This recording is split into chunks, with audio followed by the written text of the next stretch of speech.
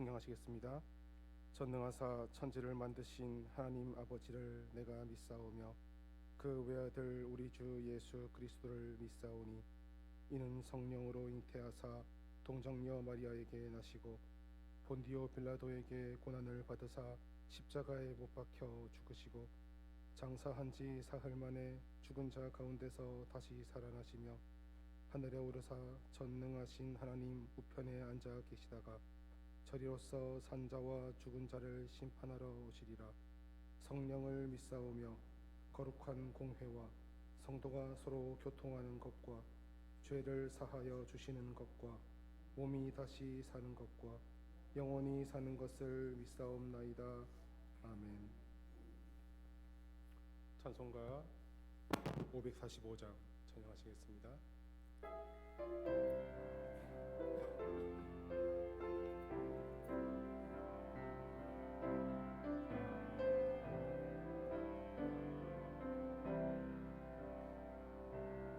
하늘 가는 밝은 길이 내 앞에 있으니 슬픈 일을 많이 보고 늘 고생하여도 하늘 영광 밝음이 어두운 그늘 헤치니 예수 공로 의지하여 항상 빛을 보도다. 내가 염려하는 일이 세상에 많은 주 속에 근심 밖에 걱정 늘 시험하여도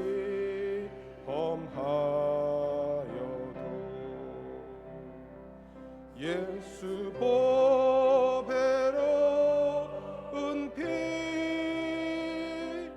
모든 것을 이기니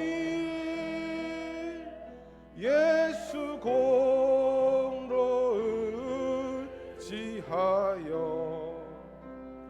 항상 이기리로다. 내가 천성 바라보고 가까이 왔으니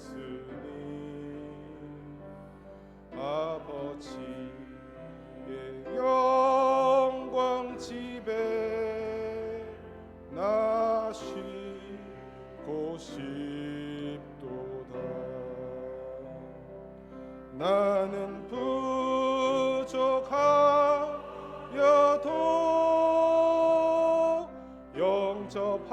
영접하실 터이니 영광 나라 계신 임금 우리 구주 예수라. 아멘. 오늘 이 아침에 같이 상고할 하나님의 말씀은 창세기 4장 9절부터 15절까지의 말씀입니다. 창세기 4장 9절부터 15절까지의 말씀을 제가 받들어 읽도록 하겠습니다. 여호와께서 가인에게 이르시되 내 아우 아벨이 어디 있느냐? 그가 이르되 내가 알지 못하나이다. 내가 내 아우를 지키는 자이니까. 이르시되 네가 무엇을 하였느냐? 이 아우의 핏소리가 땅에서부터 내게 호소하느니라. 땅이 그 입을 벌려 네 손에서부터 내 아우의 피를 받았은즉 네가 땅에서 저주를 받으리니 네가 밭을 갈아도 땅이 다시는 그 효력을 네게 주지 아니할 것이요 너는 땅에서 피하며 유리하는 자가 되리라. 가인이 여호와께 아뢰되 내 죄벌이 지기가 너무 무거우니이다. 주께서 오늘 이 지면에서 나를 쫓아내시온즉 내가 주의 낯을 배웁지 못하리니 내가 땅에서 피하며 유리하는 자가 될지라. 무릇 나를 만나는 자마다 나를 죽이겠나이다. 여호와께서 그에게 이르시되 그렇지 아니하다. 가인을 죽이는 자는 벌을 7배나 받으리라 하시고 가인에게 표를 주사 그를 만나는 모든 사람에게서 죽임을 면하게 하시니라. 아멘. 이종일 장로님 교구에서 특별 찬양 해주시겠습니다.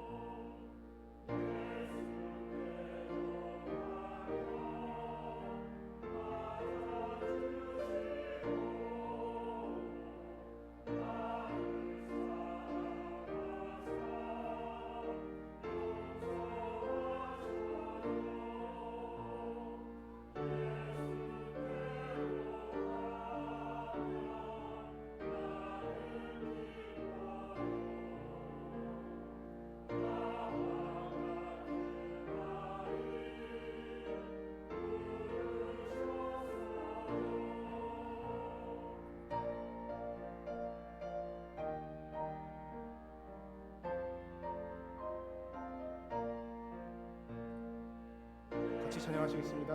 로 가면 손을 붙잡고 어디서나 나를 인도하셔요. 예수께로 가면 나는 기뻐요. 나와 같은 나이 부르셨어요. 아멘. 하나님 아버지, 오늘 아침 눈을 뜨고 하루를 시작하게 할 수 있는 이것도 우연이 아니고 당연한 것 아니고 하나님의 은혜입니다라는 고백과 함께 이 아침 주님의 전에 주님의 사랑하는 자녀들이 하나님 앞에 나아왔나이다.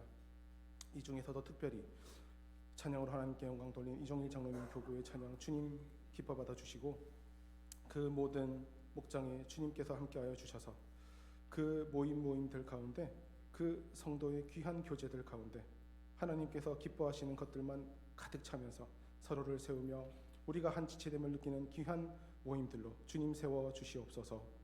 오늘 이 아침에 말씀을 상고하며 하나님께 기도로 나아가기를 소원하오니 우리의 몸이 여기에 나온 것처럼 우리의 마음 또한 여기 있게 하여 주셔서 하나님께서 기뻐하시는 영과 진리로 하나님께 나아가는 우리 모두 되게 하여 주시기를 간절히 바라오며 예수 그리스도의 이름으로 기도드리옵나이다. 아멘.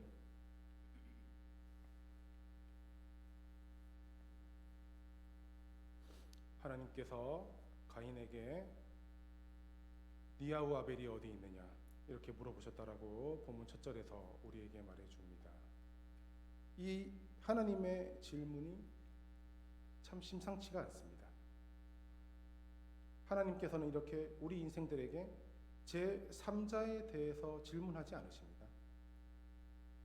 그런데 모든 것을 알고 계신 하나님께서 굳이 이렇게 물어보시는 그 이유는 지금 무슨 일이 일어났다는 뜻입니다.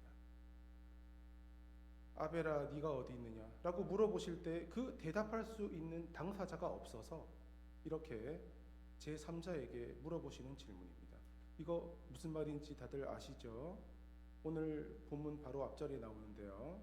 이 질문을 받은 가인이 동생 아벨을 죽여서 없앴기 때문에 일어나는 질문과 대답입니다. 저는 이렇게 질문하시는 그 하나님의 음성은 어땠을까? 이런 생각을 해봤어요. 하도 기가 막혀서 야, 네 동생 어디냐? 이런 음성이었다라고는 보기가 어렵습니다. 왜냐하면 가인은 또 편안하게 대답을 하거든요. 모든 것을 다 아심에도 불구하고 이 질문을 하실 때에는 전혀 모르는 듯한 음성으로 물어보신 게 아닐까 라는 생각이 듭니다. 그리고 또 이 질문은 가인이 동생 아벨을 때려 죽이고 나서 바로 이어서 하나님께서 물어보신 것 같지는 않습니다. 가인이 딱 동생을 죽였을 때 바로 하나님께서 야, 네 동생 어디 있어? 이거는 좀 이 상황과 맞지가 않습니다. 그러니까 하나님의 이 질문의 시점은 가인이 아벨을 죽인 일이 일어나고 나서 조금 시간이 흘렀다라고 보시는 게 맞습니다. 다른 존재도 아닌 하나님께 이런 질문을 받았을 때 그걸 대답하는 이 가인의 음성은 어땠을까? 낭낭했을까? 무덤덤했을까? 참 궁금해요. 제가 알지 못합니다. 이렇게 대답합니다. 그리고 거기에 한마디를 또 보탭니다. 내가 내 아우를 지키는 자입니까? 얼굴 딱 치켜들고 하나님 무슨 말 하시는 겁니까? 왜 나한테 그걸 물으세요? 이런 태도로 보이는데요. 이 질문하시는 하나님의 음성이 이런 좀 반발심을 불러일으키는 그런 목소리였을까? 아니면 그런 하나님의 음성 탓이었는지, 아니면 이 동생을 죽이고 난 다음에 시간이 좀 지난 탓이었는지는 몰라도요. 오늘 본문 이 첫 절에서 나오는 이 하나님의 질문에 대한 이 가인의 대답은 세월이 흘러가는 동안 가인은 어떠한 마음으로 살고 있었는지를 우리에게 말해줍니다. 동생을 죽이고 시간이 가는 동안 가인은 이렇게 됐어요. 마음이 돌덩이처럼 단단해졌어요. 이렇게 하나님께 내가 내 아우를 지키는 자입니까? 라고 반문할 만큼. 우리 인생들은 어떻게든 살아갑니다. 인생은 무슨 짓을 저지르고도 그 조개가 껍질 안에 들어오는 찌꺼기들을 볼 때 막 애를 쓰면서 뭔가를 막 물질을 방출해서 결국은 진주를 만들어내는 것처럼 우리는 각종 상처와 아픔을 무슨 수를 써서라도 이렇게 해결하면서 살아갑니다. 가인은요, 아주 세졌어요. 사람을 죽이고도 아주 이렇게 단단해졌어요. 어떻게 이렇게 뻔뻔하게 살아갈 수 있을까라는 생각이 드실 수도 있는데요. 반대로 또 얘기해보면 이건 어쩔 수 없는 당연한 모습 아닐까라는 생각도 해봅니다. 부지 중에 성질이 나서 동생을 죽이긴 죽였는데 그게 자꾸 떠오르면 이거 뭐 살아갈 수는 있었겠나 이런 생각이 들어요. 어떻게 해야 돼요?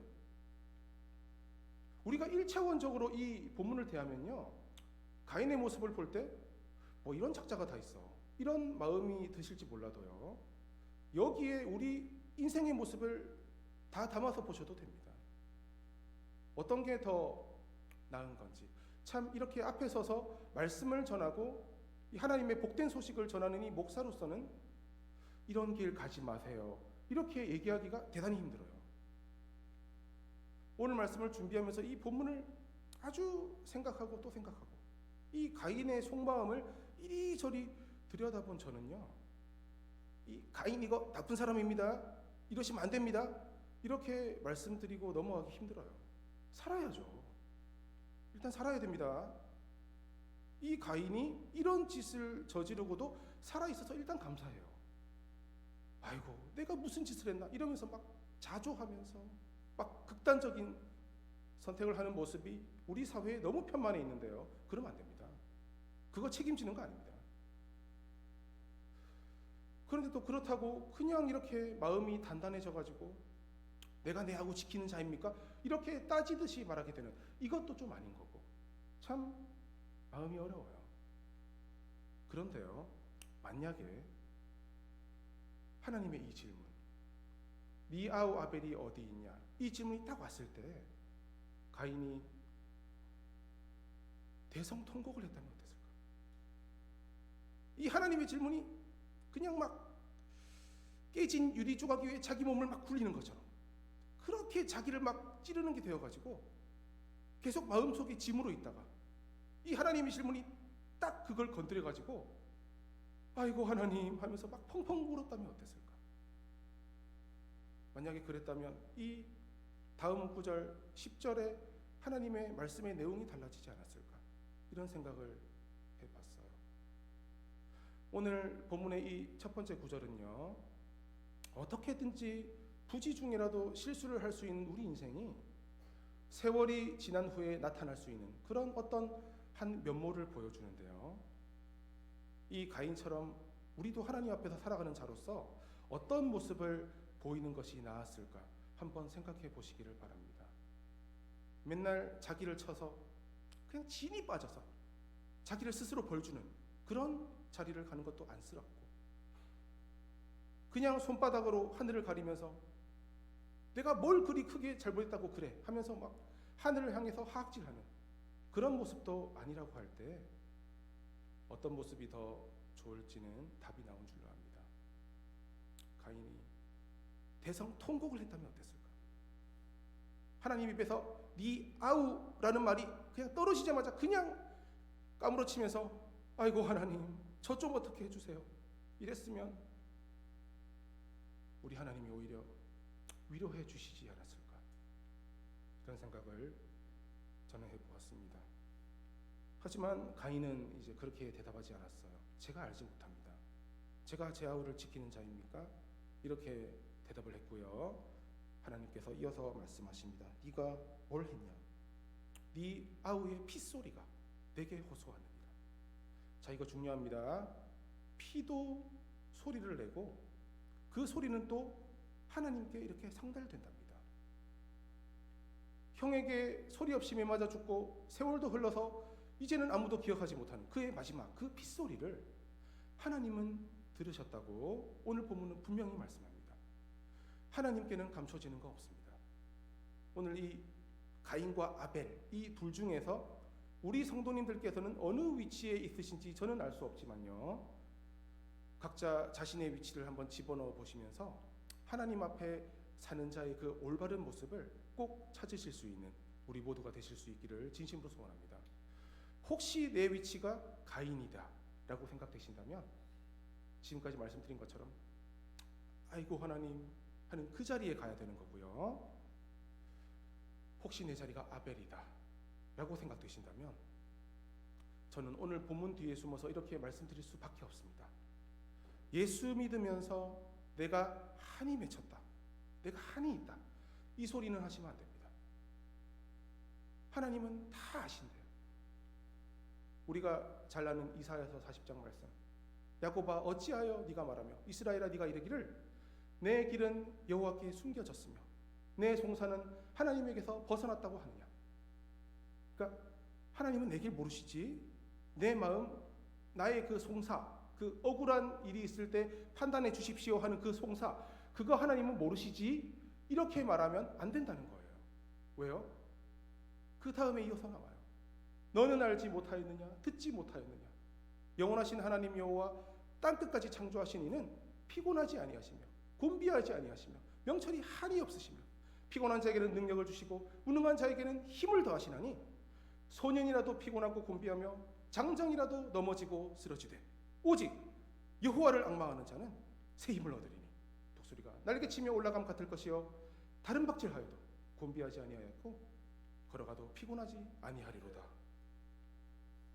믿는 자는요, 한을 가지고 사는 게 아니라 모든 걸 알고 계시고 듣고 계시는 하나님, 그분만을 앙망하면서 새 힘을 얻는 자들이 이라고 이사야서는 분명히 우리에게 말해줄 뿐만 아니라 오늘 본문도 그걸 우리에게 말해주는 거예요. 살아가시는 동안 어떻게 이렇게까지 나의 억울함이 풀리지 않을까, 이런 마음이 혹시 들었던 적이 있으시다면요, 오늘 말씀의 이 아벨의 핏소리라는 말을 꼭 기억하시면서 걱정 마시기 바랍니다. 하나님은 다 아신대요. 절대 억울하다라는 소리 하시면 안 돼요. 믿는 자는 한 맺힌다라는 소리 하면 안 됩니다. 우리나라에는 이 신학에다가도 한을 갖다 붙이는 신학도 있었어요. 한의 신학. 그 우리나라 민족의 그 특유의 심성적 특징이 이 한의 민족, 이 고통의 응어리를 삭히면서 그게 이렇게 하나님께 올라가는 이 한의 신학, 그런 것도 있었어요. 근데 그거 아닙니다. 그렇게 가시면 안 돼요. 아무거나 갖다 붙인다고 신학 되는 거 아닙니다. 하나님이 계시지라고 할 때에는 없는 한도 녹아내려야 한다고 성경은 여기저기에서 우리에게 말해줍니다. 왜요? 하나님은 다 우리의 소리를 듣고 계신대요. 지금 듣고 계신대요.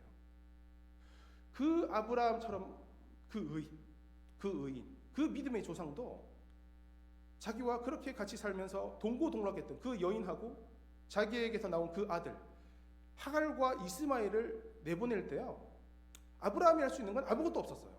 그냥 내보낼 수밖에 없었어요. 자기가 할 수 있는 건 떡과 물 한 가죽 부대 주는 게 다였어요. 인생에 해줄 수 있는 건 아무것도 없습니다. 금방 사라져버리는 떡과 물밖에 없어요.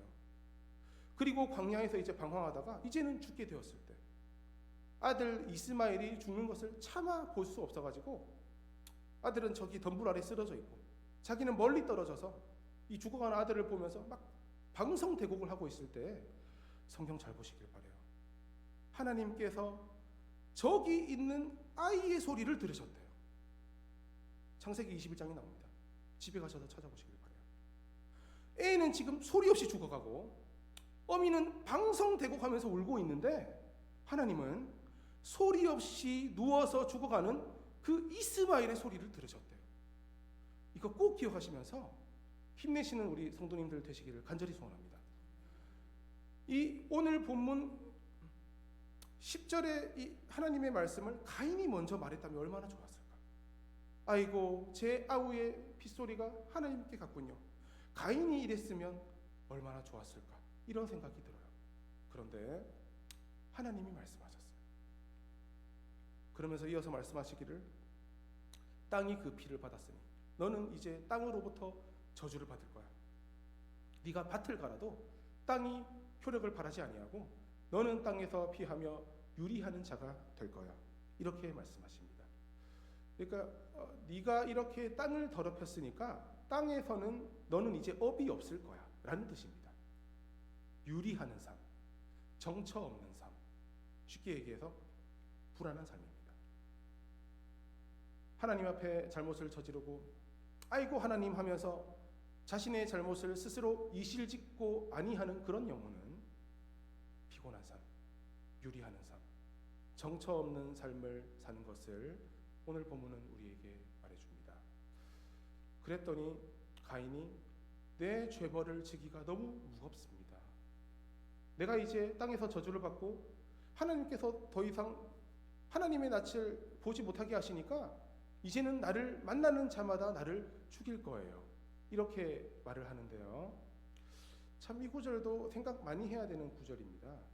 아니 아담에게서 태어난 첫째 아들이 둘째 아들을 죽였는데 웬 또 만나는 사람마다, 이렇게 생각하실 수도 있습니다만 이 가인이 앞으로 자기가 살아갈 그 많은 날들 동안 나를 만나는 사람마다 나를 죽이려고 할 거예요. 이렇게 얘기를 했다, 이렇게 보시면 됩니다. 이건 이제 좀 복잡하긴 합니다만 일단은 오늘 이렇게 말씀을 드리겠습니다. 하나님의 낯을 피해서 살게 되면 생명의 보장은 없다라는 뜻입니다.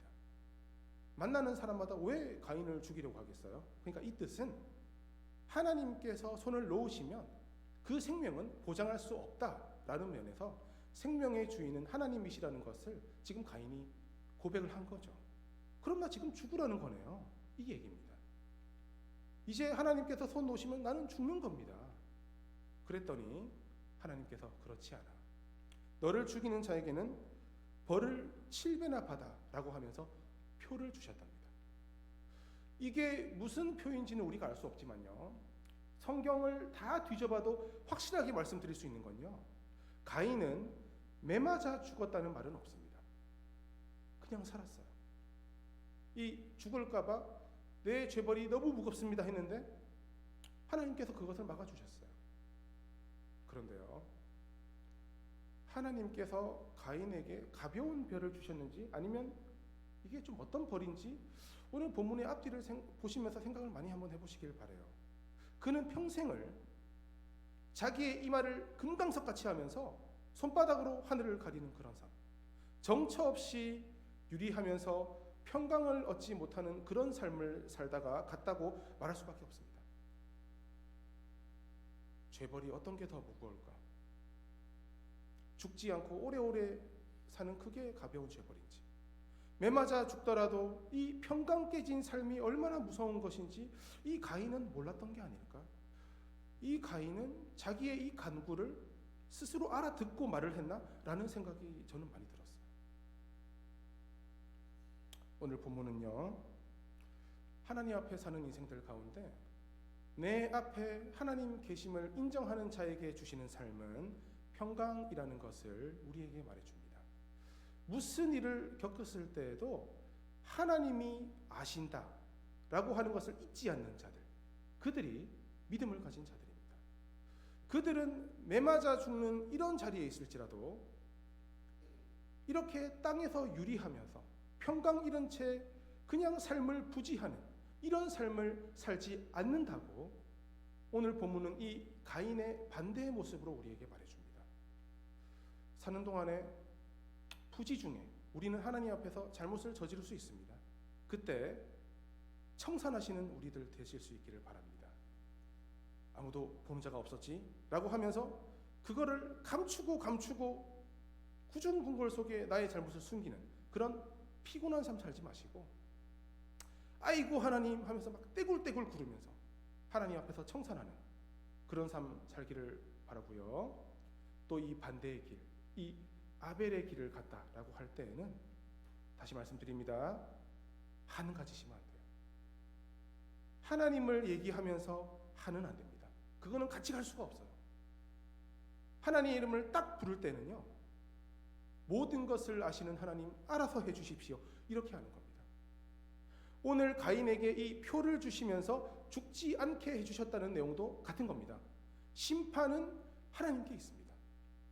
가인에게 잘못이 있었다고 그거를 하나님 앞에 잘못했다는 그 죄명으로 하나님의 이름으로 정죄하는 것도 옳지 않다고 오늘 본문은 우리에게 말해줍니다. 표를 주셨대요. 하나님이 다 아시고 하나님이 다 하신다는 것을 믿는 자들, 그들이 신앙인들입니다. 말씀을 맺을게요. 지금까지 진행한 삶 한번 돌아보시면서 오늘 말씀을 이 상고함을 계기로 필요하시다면 정리할 것 정리하시는 우리 성도님들 되실 수 있기를 간절히 소원합니다. 억울한 것, 남을 정죄하는 그런 자리에 있던 것, 그거 다 털어내시기를 바라요. 심지어는 막 신문이나 TV를 보면서 그 누군가 정죄받기에 마땅한 자리에 있는 어떤 사람을 볼 때 다른 인생들과 함께 붙어가지고 정죄하는 그런 것도 안 하시는 게 좋습니다. 왜 그런지 아세요? 우리 영혼이 상해요. 이거 희한해요. 기쁨을 나누면 커지는데요, 남 흉보고 이러면요, 그게 우리 영혼을 갉아먹어요. 하나님이 지금 그 말씀하시는 거예요. 내가 다 봤다. 오늘 본문에서 그렇게 말씀하십니다. 처벌도 내가 알아서 한다. 걔 건드리지 마라. 이런 뜻으로 가인에게 표를 주셨다. 이거 꼭 기억하시면서 우리의 매일의 삶 속에서 기쁨을 회복하시는 우리 모두가 되시기를 주의 이름으로 간절히 소원합니다. 오늘 말씀에 우리의 모습을 가인에다가도 넣어보시고 아벨에다가도 넣어보시면요, 답은 하나예요. 우리가 이 어느 자리에 서게 되든 하나님께서 모든 것을 들으시고 모든 것을 아신다라는 것을 고백하게 될 때 거기에서 나오는 모습은 기쁨과 평강뿐이라는 것을 꼭 기억하시면서 부디 주님이 부르시는 날까지 이 평강 잃지 않고 잘 유지하시면서 평화의 사도 역할을 잘 감당하시는 우리 모든 성도님들이 되시기를 높으신 예수님의 이름으로 축원합니다. 기도하시겠습니다. 사랑이 한이 없이 많으신 하나님 아버지, 우리가 무슨 짓을 하는 것을 다 보시면서도 또 무슨 짓을 한 자도 돌이켜 살기를 원하시는 하나님 아버지, 그 은혜로 인하여 우리가 이 아침에 여기에 있을 수 있음을 이 시간 진심으로 고백합니다. 다른 사람 볼 거 없습니다. 내가 내 자신을 볼 때에 그 하나님의 사랑 없었으면 내가 숨쉬고 얼굴 들고 누구에게 목소리 낼 수도 없는 그런 존재였던 것, 이 시간 진심으로 고백하오니 하나님 믿는 자의 삶을 살기를 주님 간절히 소원하오니 주님 우리를 그렇게 이끌어 주시옵소서. 하나님께서 폭포수같이 하늘로부터 임하는 평강을 우리에게 이미 주셨는데 우리에게 생기는 그 작은 무엇 가지고 도토리 키재기 하면서 그 주신 평강 맞으면서 잃고 때리면서 잃는 그런 삶 이제는 청산하게 하여 주시고 우리 주님 앞에서 모든 것을 맡긴 자만이 가질 수 있는 그런 허로움과 여유로움과 너그러움을 가지고 평강 누리면서 그 평강 나눠주면서 살아가는 우리 모두 되게 하여 주시옵소서. 하나님, 우리가 이 땅 어디에서 평강을 찾을 수 있겠나이까? 평강의 주님을 믿는 이 우리 교회 공동체, 이 주님의 전에서 이 평강이 나와야 될 줄로 믿사오니 주님 불쌍히 여겨주시고 우리 교회를 꼭 그런 교회로 만들어 주셔서 다시금 우리가 누구인지를 돌아보면서 하나님께서 우리에게 주시는 그 평강을 나에게서 상쇄시키는 것이 아니라 잘 전파하면서 의지할 곳 없이 방황하는 동료 인생들에게 이 평강 구석구석 전해주는 그런 평강의 사도 역할을 잘 감당하는 우리 모두 되게 하여 주시옵소서. 특별히 우리 중보기도회에서 우리 교회에서 많은 성도님들이 그동안 간절히 기도한 우리 이영주 자매님을 하나님의 품으로 올려드립니다. 그러면서 깊은 슬픔에 잠겨있는 우리 유가족과 교회 지체들이 있다면 주님 꼭 하늘의 위로로 함께하여 주시고 이제는 고통 없고 영원한 평안과 안식만이 있는 주님의 품 안에서 우리 이영주 자매님을 내 딸아 어서 와라 라는 마음으로 품으시고자 우리의 생각보다 조금 더 빨리 부르신 것으로 믿고 받아들이겠사오니 주님의 사랑하는 딸 두 팔 벌려 안아주시고 주님 안에서 영원한 삶 누리게 하여 주시옵소서. 예수 그리스도의 이름으로 기도드리옵나이다. 아멘.